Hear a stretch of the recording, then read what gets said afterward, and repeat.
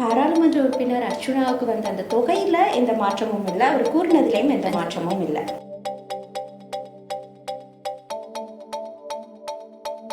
இந்த கொடுப்பனவு அப்படின்னு சொல்லி பார்க்கும்போது எல்லாருக்கும் ஒரே விதமான எரிபொருள் கொடுப்பனவு வழங்கப்படுறது இல்லை. அவங்க பாராளுமன்றத்துக்கு வர்ற அந்த தூரத்தை பொறுத்து தான் அந்த கொடுப்பனவுகளும் மாறுபடுது.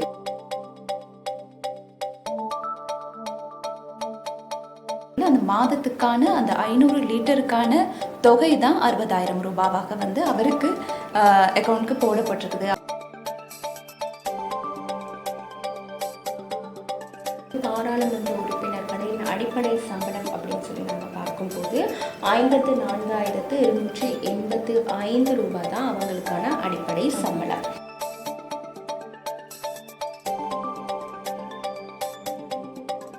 இப்போ இது பாராளுமன்ற உறுப்பினர்களுக்கு மட்டும் இந்த விஷயமா அப்படின்னு கேட்டால் அதுவும் இல்லை. அதுதான் முக்கியமான விஷயம்.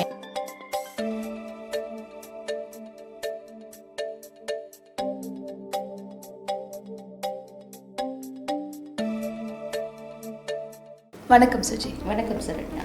ஆமாம், கடந்த சில காலமாக சமூகத்தில் பேசப்படுற ஒரு விடயம் தான் இந்த பாராளுமன்ற உறுப்பினர்களின் சம்பளம் சுமார் 60,000 ரூபாவால் அதிகரிக்கப்பட்டிருக்குதுன்னு சொல்லி. இதை வச்சு சுற்றி இந்த சமூக ஊடகங்களில் பலர் பல்வேறு விதமாக கருத்துக்களை தெரிவிக்கிறாங்க.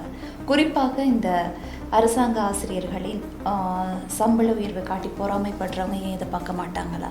அது மாத்திரம் இல்லாமல் இலங்கையில் பொருளாதார சுமை காணப்படக்குள்ள மற்ற அரசாங்க ஊழியர்களுக்கும் சம்பளத்தை அதிகரிக்கலாம் தானேன்னு சொல்லி இந்த மாதிரி பல வாத விவாதங்கள் சமூக ஊடகங்களில் பகிரப்படுது. இன்றைக்கி நம்ம ப்ரோக்ராமில் என்னதை பார்க்க போகிறோம்னு சொன்னால், இவ்வாறான கதைகள், இவ்வாறான பேச்சுக்கள் சமூக ஊடகங்களில் பேசப்படுவதற்கான காரணம் என்ன? அதே போன்று இந்த பாராளுமன்ற உறுப்பினர்களின் சம்பளம் அதிகரிக்கப்பட்டதா, அவ்வாறு அதிகரிக்கப்பட்டிருந்தால் அது எந்த ரீதியில் அதிகரிக்கப்பட்டது போன்ற பல்வேறு விடயங்களை தான் இன்றைய காணொலியில் நாம் அலசி ஆராய இருக்கிறோம் இல்லையா சுஜி? நிச்சயமா.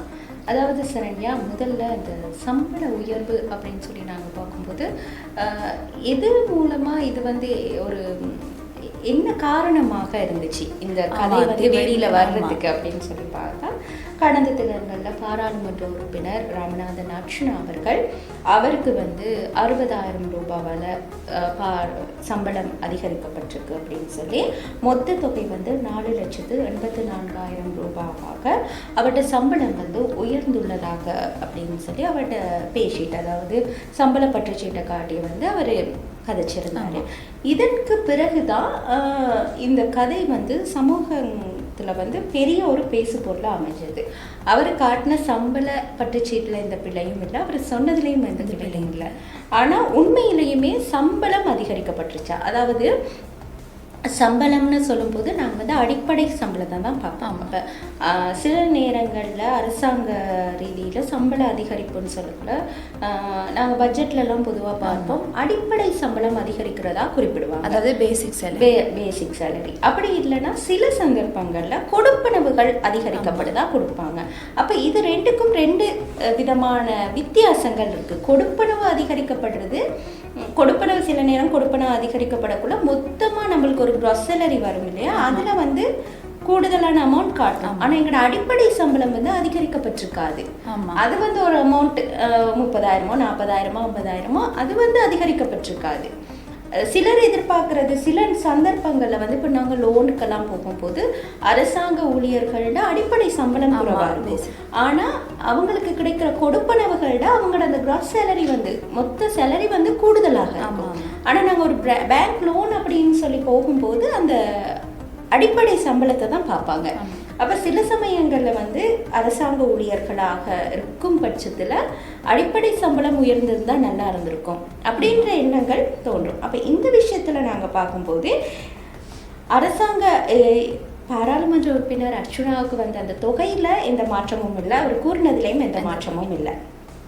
ஆனால் உண்மையிலையுமே அடிப்படை சம்பளமாக அதிகரிக்கப்பட்டிருக்கு அப்படின்னு சொல்லி பார்த்தா இல்லை, அடிப்படை சம்பளம் அதிகரிக்கப்படலை. இது எரிபொருளுக்கான கொடுப்பனவு தான் 6,000 ரூபாய் வழங்கியிருக்கிறாங்க. இந்த கொடுப்பனவு அப்படின்னு சொல்லி பார்க்கும்போது எல்லாருக்கும் ஒரே விதமான எரிபொருள் கொடுப்பனவு வழங்கப்படுறது இல்லை. அவங்க பாராளுமன்றத்துக்கு வர்ற அந்த தூரத்தை பொறுத்து தான் அந்த கொடுப்பனவுகளும் மாறுபடுது. அப்படி பார்க்கும்போது அர்ச்சுனா அவர்கள் யாழ்ப்பாணத்திலிருந்து கொழும்புக்கு வரும்போது அவருக்கான அந்த கொடுப்பனவு தொகை அதிகரிக்கலாம். இதே கொழும்புக்குள்ளேயோ இல்லை வேறு கம்பாகக்கு ஒரு அமௌண்ட் அப்படின்னு சொல்லி கொழும்புக்கு ஒரு அமௌண்ட் அப்படின்னு சொல்லி இருக்குது. ஆமாம், அதாவது தூரத்தின் அடிப்படையில் தான் இந்த தொகை வந்து வழங்கப்படுது. அப்போ இது வந்து உண்மையாக நாங்கள் முதல்ல பார்க்குற விஷயம் என்னன்னு சொன்னால் அடிப்படை சம்பளம் கூட்டப்படலை. ஆமாம், அதுதான் உண்மையான விஷயம்.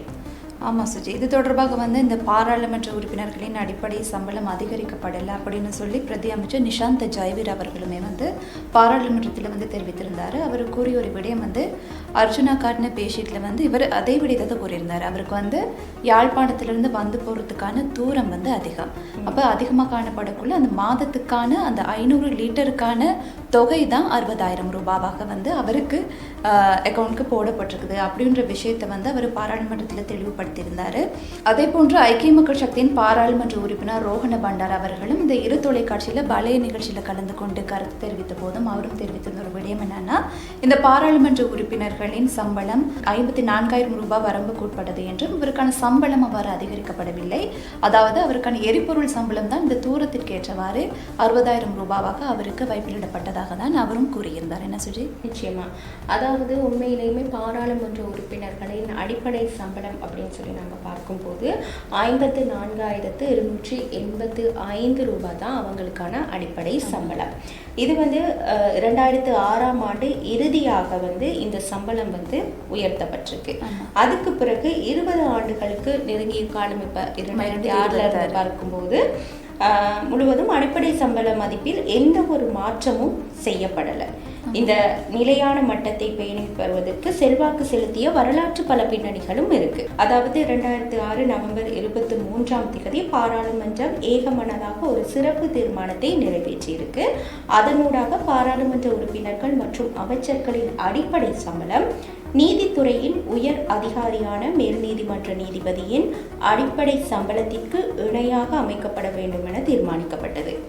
அதன் அடிப்படையில் அப்போது அந்த சம்பளம் 54,285 ரூபாவாக நிர்ணயிக்கப்பட்டிருக்கு. அதற்கு பிறகு சுஜி 2018ஆம் ஆண்டு வந்து இந்த அரசாங்க சேவை சம்பள சுற்றியறிக்கையின் மேல் நீதிமன்ற நீதிபதிகளின் சம்பளம் வந்து திருத்தி அமைக்கப்பட்டது. தொடர்ந்து வந்து அப்போ காணப்பட்ட பாராளுமன்ற உறுப்பினர் கரு ஜெயசூரி அவர்களிடம் ஒரு யோசனை வந்து சமர்ப்பிக்கப்பட்டிருந்தது. ஆனால் அந்த காலத்தில் தான் நமக்கு ஞாபகம் இருக்கும், அதாவது கோவிட், அதாவது ஈஸ்டர் அட்டாக், இந்த மாதிரியான பொருளாதார ரீதியான பிரச்சனைகள், அரசாங்கத்துக்கு எதிராக வந்து மக்கள் திரண்டிருந்தமை போன்ற பல்வேறு விடயங்கள் காணப்பட்ட சந்தர்ப்பத்தில் வந்து இந்த யோசனை வந்து அப்படியே கைவிடப்பட்டுச்சு. அதாவது சம்பளம் அதிகரிக்கப்படலை. குறிப்பாக 2006ஆம் ஆண்டிலிருந்து 2026ஆம் ஆண்டு வரைக்கும் எந்த விதமான அடிப்படை சம்பளமும் வந்து பாராளுமன்ற உறுப்பினர்களாக இருக்கட்டும், அதே மாதிரி பாராளுமன்ற அமைச்சர்களாக இருக்கட்டும், அவர்களுக்கு அதிகரிக்கப்படலை. அதாவது அதை அதிகரிக்கணும் அப்படின்னு சொல்லி எந்த முன்மொழிவுகள் கூட யோசனைகள் கூட பாராளுமன்ற உறுப்பினர்களாலும் வைக்கப்படலை அப்படின்னு சொல்றாங்க. அதாவது ஒரு யோசனையோ ஒரு முன்மொழிவோ வைக்கப்பட்டால் அது தொடர்பாக பரிசீலனை செய்து மாற்றங்கள் கொண்டு வரலாம். ஆனால் இதுவரைக்கும் அது மாதிரியான இந்த முன்மொழிவுகளும் வைக்கப்படலை அப்படின்னு சொல்றாங்க. இலங்கை பாராளுமன்ற உறுப்பினரின் அடிப்படை சம்பளம் 54,285 ரூபாவாக இலங்கை பாராளுமன்றத்தின் உத்தியோகபூர்வ தரவுகளும் தெரிவிக்குது. அது தொடர்பான தரவுகளும் நாங்கள் பாராளுமன்றத்தின் உத்தியோகபூர்வ இணையதளங்களூடாகவும் பார்க்கக்கூடியதாக இருக்குது. அதே மாதிரி சுற்றி இந்த பாராளுமன்ற உறுப்பினர்களின் அல்லது அமைச்சர்களின் சம்பளத்தை அதிகரிக்கணுமா இருந்து அதுக்கு வந்து 2 பிரதான முறைகள் வந்து காணப்படுவதாக கூறப்படுகிறது. குறிப்பாக 1983ஆம் ஆண்டின் 4ஆம் இலக்க பாராளுமன்ற உறுப்பினர்கள் சட்டத்தினால் இந்த வந்து கட்டுப்படுத்தப்படுகிறதா. அதே போன்று சம்பளத்தை அதிகரிப்பதாக இருந்தால் அது தொடர்பான தீர்மானம் பாராளுமன்றத்தில் சமர்ப்பிக்கப்பட்டு அனைத்து பாராளுமன்ற உறுப்பினர்களின் பெரும்பான்மை அதற்கு ஈட்டப்பட வேண்டும் சொல்லி சொல்லப்படுது. அடுத்தபடியும் என்னன்னா, அரசாங்க சேவை சம்பள சுற்றறிக்கைகளுடன் வந்து இது வந்து தொடர்பட்டதாக காணப்படுது. குறிப்பாக வந்து மேல் நீதிமன்ற நீதிபதியின் சம்பளத்திற்கு இணையாக அமைக்கப்பட்டுள்ளமையினால் பொதுவாக முழு அரசாங்க சேவையிலும் அடிப்படை சம்பள திருத்தம் ஏற்படும் சந்தர்ப்பங்களில் அதற்கு இணங்க பாராளுமன்ற உறுப்பினர்களின் சம்பளம் வந்து அடிப்படை சம்பளம் உயர்த்தப்படும் அப்படின்னு சொல்லி சொல்றாங்க. குறிப்பா சம்பளம் வந்து உயர்த்தப்படுறது அந்த மாதிரியான விடயங்கள் வந்து பாராளுமன்றத்தில் பட்ஜெட் சமர்ப்பிக்கப்படக்குள்ளதான் மேற்கொள்ளப்படும். ஆகவே இந்த 2 முறைகளில் தான் இவர்களுக்கான சம்பளம் உயர்த்தப்படுறதுக்கான ஒரு சந்தர்ப்பம் 2ஆக வந்து காணப்படுது. அடுத்து சம்பள பட்டியலின் தொகையை மாற்றும் வழிகளும் இருக்குது. அதாவது ஒரு பாராளுமன்ற உறுப்பினரின் அடிப்படை சம்பளம் 54,285 ரூபாவாக இருப்பினும் அவர்களுக்கு கிடைக்கும் மொத்த மாதாந்த வருமானம், அதாவது கிராஸ் சேலரி 4 லட்சம் ரூபாவை தாண்டுவதற்கு காரணம் விலை சூத்திரங்கள். அதாவது ஒவ்வொரு மாதமும் விலை சூத்திரங்களின் அடிப்படையில் வந்து பெட்ரோல் விலை, எரிபொருள் விலை வந்து அதிகரிக்கும் குறையும் இந்த மாதிரி இருக்குது. அப்போ இந்த விலை சூத்திரங்களின் அடிப்படையில் தான் இந்த சம்பளங்கள், அதாவது மொத்த கிராஸ் சேலரி வந்து அப்டேட் பண்ணப்படுது. அப்போ சில நேரங்களில் அந்த ஒரே மாதிரி நாங்கள் சொல்லுவோமே, இந்த மாதம் வந்து எந்த மாற்றமும் இல்லை அப்படின்னா போன மாதம் உங்களுக்கு எவ்வளவு எரிபொருள் கொடுப்பனவு கொடுத்தாங்களோ அதுதான் இந்த மாதமும் வழங்கப்படும். சில நேரங்களில் இந்த மாதம் வந்து விலை சூத்திரத்தின் அடிப்படையில் எரிபொருள் விலை அதிகரிக்கப்பட்டால் அடுத்த மாதம் வரும்போது அவங்களுக்கான அந்த அமௌண்ட் வந்து கொடுப்பனவு வந்து கூடலாம். அதே மாதிரி தான் சுற்றி இந்த மாதத்தில் முதல் நாளில் எரிபொருள் விலை வந்து எவ்வாறு காணப்படுது அதற்கேற்ற மாதிரி தான் அந்த மாதத்துக்கான எரிபொருள். ஆமாம், அதாவது அந்த விலை சூத்திரத்துக்கு அடிப்படையில் மாற்றப்பட்டிருந்த அந்த நாங்கள் சேலரி செய்வாங்க அப்படின்னு சொல்லுவாங்களே, அந்த சேலரி வந்து எல்லாம் எடுத்து கல்குலேட் பண்ணுற நாளில் என்ன விலையில் காணப்படுதோ அதுக்கேற்ற மாதிரி தான் அந்த கொடுப்பனவும் வழங்கப்படுது. அது மாத்திரமன்றி, அதாவது அவங்க நாங்கள் முதல்ல சொல்ல மாதிரி தெரிவு செய்யப்பட்ட மாவட்டத்திலிருந்து பாராளுமன்றத்திற்கு இடையேயான தூரத்திற்கேற்ப குறிப்பிட்ட லீட்டர் அளவு, உதாரணமாக கொழும்புக்கு 283.94 லிட்டர், கம்பஹாவுக்கு 355.58 லிட்டர் ஒதுக்கீடு செய்யப்படுகிறது. இது வந்து ஒரு உதாரணத்துக்கு சொன்ன ஒரு விஷயம். அது மாதிரி இந்த லீட்டர் அளவிற்கான பணம் ஒவ்வொரு மாதமும் நீங்கள் சொன்ன அந்த விஷயம்தான் 1ஆம் தேதி அன்று லங்கா ஐஓசி பெட்ரோலியம் கார்ப்பரேஷன் ஊடாக நீங்கள் வந்து அந்த சந்தை விலையின் அடிப்படையிலேயே வழங்கப்படுகிறது. அவங்களோட விலை எவ்வாறு இருக்குதோ அதுக்கேற்ற மாதிரி தான் அந்த விலை வழங்கப்படுது. இப்போ இது வந்து பாராளுமன்ற உறுப்பினர்களுக்கு மட்டும் இந்த விஷயமா அப்படின்னு கேட்டால் அதுவும் இல்லை. அதுதான் முக்கியமான விஷயம். ஏன்னா இப்போ இது சமூகத்தில் பெருசாக பேசப்படுறது பாராளுமன்ற உறுப்பினர்களுக்கு மாத்திரம் இது இப்படி ஒரு அதிகரிப்பாக வழங்கிட்டாங்களான்ட்டு. அப்படி பார்க்கும்போது இது வந்து அரசு உயர் அதிகாரிகளுக்கு, அரசாங்கத்தில் வேலை செய்கிற எல்லா அரச ஊழியர்களுக்கும் இல்லை, அதையும் எல்லாரும் ஞாபகத்தில் வச்சிருக்கணும்.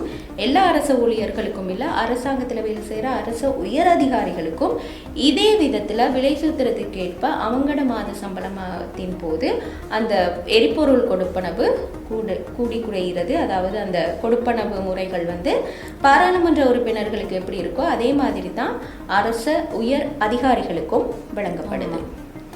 ஆகவே இப்போ இதன் அடிப்படையில் பார்த்தா என்னென்ன நடந்திருக்குன்னா சொல்லி இந்த பெட்ரோல் அலவன்ஸ் அதுதான் கூடியிருக்கே தவிர பாராளுமன்ற உறுப்பினர்களின் அடிப்படை சம்பளம் வந்து கூடல.